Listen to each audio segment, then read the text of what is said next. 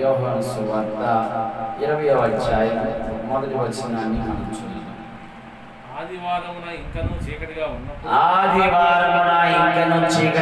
ఉన్నప్పుడు మగ్దలేని మరియా పెందలకడ సమాధి యొద్దకు వచ్చి సమాధి మీద ఉండిన రాయి తీయబడినట చూచెను. కనుక ఆమె పరిగెత్తుకొని పోయి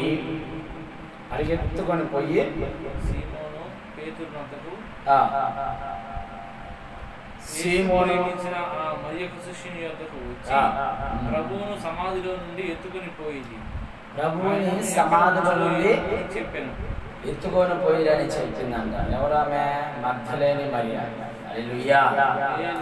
చూడండి, మనము బైబిల్ పరిశుద్ధ గ్రంథంలో గమనిస్తే వారు చాలా మంది శిష్యులను చేశాడు. ఆ శిష్యులందరికీ యేసు ప్రభువారు ఒకటి చెప్పాడు. ఏమనంటే, నేను శ్రమపడ్డపడి చనిపోయి 3వ రోజున మృత్యుంజయుడిగా లేస్తానని తను ముందుగానే చెప్పాడు. చెబితే ఈ 12 మంది శిష్యులు కానీ ఇంకా ఆయన ఎవరైతే వెంబడిస్తున్నారో వాళ్ళు ఎవరు కూడా సమాధి వద్దకు రాలేదండి. కానీ ఈ మగ్దలేని మరియా పెందలకడి తాను లేవటంతో పాటే తనతో పాటు కొంతమంది స్త్రీలని వెంట పెట్టుకొని ప్రభు దగ్గరికి వచ్చిందంట. హల్లెలూయా. వెంట పట్టుకొని యేసయ్య దగ్గరికి వచ్చిందంట. ఈ రోజున మనం గమనిస్తే మందిరాలలో కూడా స్త్రీలు ఎంతమంది ఉంటారండి? 3 భాగాలు అంటే పురుషులు ఎంతమంది ఉంటారు? 1 భాగం. ఎక్కడైనా మనం చూడొచ్చు, స్త్రీలు 3 భాగాలు ఉంటే పురుషులు మాత్రం 1 భాగమే ఉంటారు. భక్తి విషయంలోనైనా వాళ్ళు ముందుగా ఉంటారు. ఈ మగ్దలేని మరియను కూడా దేవుడు ఆమె చేసేదానికి ఆమె దేవుడు కనపరచాడు.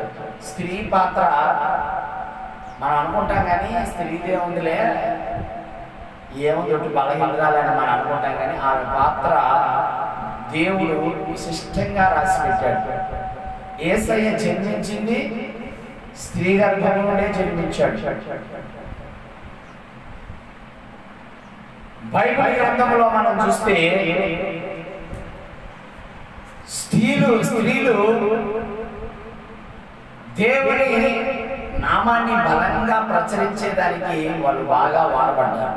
బైబిల్ పరిశుద్ధ గ్రంథం ఇక్కడ చాలా మంది ఉన్నారు. యేసు ప్రభువును నమ్ముకున్న వాళ్ళందరూ ఎవరు రాలేదు, కానీ మొట్టమొదటిగా యేసయ్య పునరుద్ధానం అయ్యాడని ఎవరు వచ్చారంటే స్త్రీలే వచ్చారు. పురుషులు మరి 12 మంది శిష్యుల్లో ఒక్కడైనా ముందు వచ్చారా? కానీ రాలా. ఒక్కడైనా యేసుని గురించి ముందుగా ప్రకటించాడా? ఆయన పునరుద్ధానంలో లేచాడని. కానీ ఏ ఒక్కరు కూడా ప్రకటించలేదు, కానీ స్త్రీ మరియా ప్రకటించింది. హల్లెలూయా, హల్లెలూయా. మరి రోజున మగ్దలేని మరియ గురించి మన బైబిల్లో ఆమె చరిత్రను మనం కొద్దిగా చూస్తే ఆమె ఎవరయ్యా అంటే పాపాత్మురాలైన స్త్రీ. ఎవరైనా పాపాత్మురాలైన స్త్రీ ఆమె మగ్దలేని మరియ. ఆమె నీడబడితే కూడా ఇష్టపడినటువంటి వ్యక్తుల మధ్యలో ఆమె పాపం చేస్తూ, ఆమె పాపాత్మురాలంటే పాపాత్మురాలు నీడ ఎవరైనా పడాలనుకుంటాడా? అని అనుకుంటారు. అలాంటి పరిస్థితుల్లో ఉన్నటువంటి మగ్దలేని మరియను ఓ రోజున యేసు ప్రభువు వాళ్ళు అక్కడ వెళ్తా ఉంటే ఆయన చూసి, కనీసం ఆయన పాదాలు ముట్టుకుంటే చాలు నా జన్మం ధన్యమైపోద్దని ఆమె యేసయ్య నువ్వు చూచి నమ్మింది. యేసయ్య ఒక రోజున ఒక ఇంట్లో ఉన్నాడు. ఒక ఇంట్లో ఉంటే ఆయన కొరకు అత్తర తీసుకెళ్ళింది. ఏం తీసుకెళ్ళింది? అత్తర తీసుకెళ్తే ఆ ఇంటికి ఒక పెద్ద మనిషి ఆహ్వానం చేశాడు. సీమోన్ అని ఆడికి కుష్టి వ్యాధి నయం అయిపోయిందని ఆడు ప్రభువుని నన్ను ప్రభు పుట్టాడు, నా కుష్టి తొలగిపోయింది కనుక ప్రభు మా ఇంటికి ఈరోజు ప్రార్థన రండి, మీరు తప్పకుండా రండి అని ఇన్వైట్ చేశాడు. ఇన్వైట్ చేస్తే యేసయ్య వచ్చాడు, వాళ్ళ ఇంట్లో కూర్చున్నాడు కానీ వాడు కనీసం కాలు కడుక్కోవడానికి నీళ్ళు కూడా వేయాలి.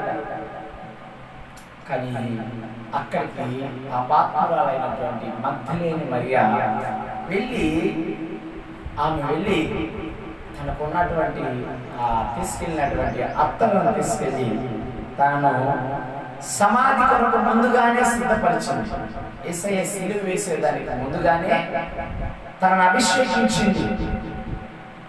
ఆ అత్తను పొంది పగలగొట్టి ఆయన నెత్తి మీద పోసి ఆయనను అభిషేకించి ఆ అభిషేకానికి సాదృశ్యం అత్తను.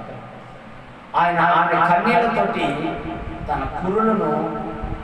కన్నీళ్లతోటి ఆయన పాదాలు కడిగి తన కురులతో ఆయన పాదాలను తుడిచింది. హల్లెలూయా. చాలా మంది స్త్రీలను చిన్న చూపుగా చూస్తారండి. స్త్రీలు దేవుందిలే అన్నట్టుగా లెక్క లేకుండా మాట్లాడుతూ ఉంటారు. కానీ దేవుడు స్త్రీలకి చాలా ప్రాధాన్యత ఇచ్చాడు. హల్లెలూయా, హల్లెలూయా.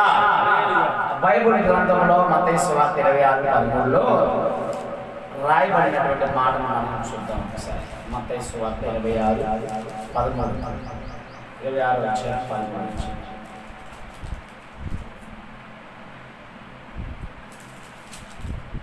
హల్లెలూయా. సర్వలోకమందు ఈ సువార్త 6వ వచనాన్ని చదువుదాం. 6వ వచనం. యేసు బెతనియాలో కుష్ఠరోగి అయిన సీమోను ఇంటిలో ఉన్నప్పుడు ఒక స్త్రీ మిక్కిలి విలువగల అత్తరబుడ్డి తీసుకొని ఆయన యొద్దకు వచ్చి ఆయన భోజనమును కూర్చుండగా దానిని తల మీద పోసెను. శిష్యులు చూచి కోపపడి ఈ నష్టం ఎందుకు, దీనిని గొప్ప వెల కమ్మి పేదలకి ఇవ్వచ్చున అనేది యేసు ఆ సంగతి తెలుసుకొని ఈ స్త్రీ నా విషయమై మంచి కార్యం చేశాను, మీరు ఎలా తొందర పెడుతున్నారు, పేదలు ఎల్లప్పుడూ మీతో కూడా ఉన్నారు కానీ నేను ఎల్లప్పుడూ మీతో కూడా ఉన్నాను. ఈ అత్తరును నా శరీరం మీద పోసి నా భూస్థాపన నిమిత్తము దీనిని చేశాను.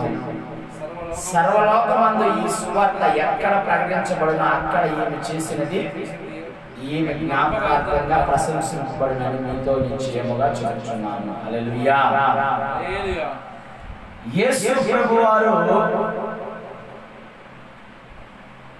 ఆయన చెప్పినటువంటి మాట ఎవరిని గురించి ప్రశంసించి పట్టడం అంటే ఏంటండి?